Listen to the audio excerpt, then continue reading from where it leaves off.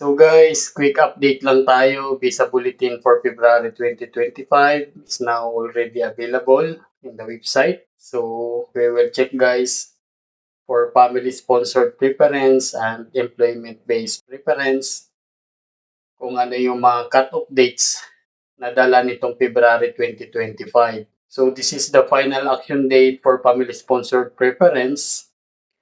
So I think guys, there is no movement from last month, from January 2025, from F1 to F4 for the Philippines chargeability. So I think it's almost the same for February 2025 final cut-off date ng family-sponsored preference. Then dito naman sa final action date ng employment-based preference, dito sa third category na minomonitor natin for EB3. So if you are applying for EB3 third preference, employment-based category, so wala rin siyang movement. So there is no movement in the third preference EB3 category. For rest of the world, it's same. December 1, 2022.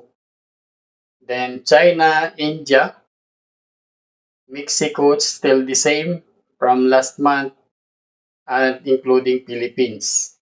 So from January 2025, then February 2025 Visa Bulletin, there is no movement guys. So we have data here comparison from January and February 2025 for family-sponsored preference.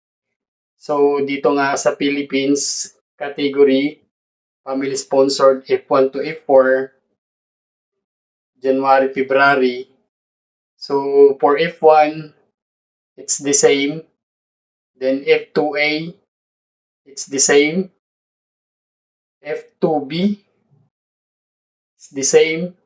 F3, the same. And sa F4, for Philippines, also the same. So at least guys, wala siyang movement backward. So hindi man siya nag-move forward, but at least hindi siya nag-move backward. Then dito sa data comparison natin from January 2025 and February 2025 for employment-based category. So ito nga yung third preference, EB3. So rest of the world, so wala rin siyang movement. Then dito sa China, wala rin siyang movement. Then dito sa India, meron siyang movement. So for the Visa Bulletin,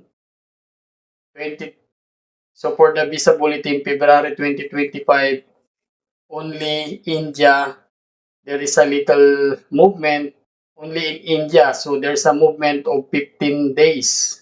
15 days movement sa India. Mexico, so there's no movement, and Philippines. So rest of the world, mainland China, Mexico, and Philippines. So only India, there's a movement 15 days for February 2025 Visa Bulletin. So once again, this is for the Visa Bulletin for February 2025. Walang movement, walang move forward, or at least hindi siya nag-move backward, nag-steady lang siya doon sa date ng December 1, 2022. So in summary, for fiscal year 2025 employment-based preference for EB3, so ito na nga yung months na na-release for fiscal year 2025 from October to February. So ito nga yung mga monitoring data natin, which is nung January lang siya nag-move ng 15 days, then nag-stay ulit siya dito sa February 2025 ng cut-off date, which is December 1, 2022. So yun lang guys yung update natin ngayon for February 2025. Thank you for watching guys. Bye-bye!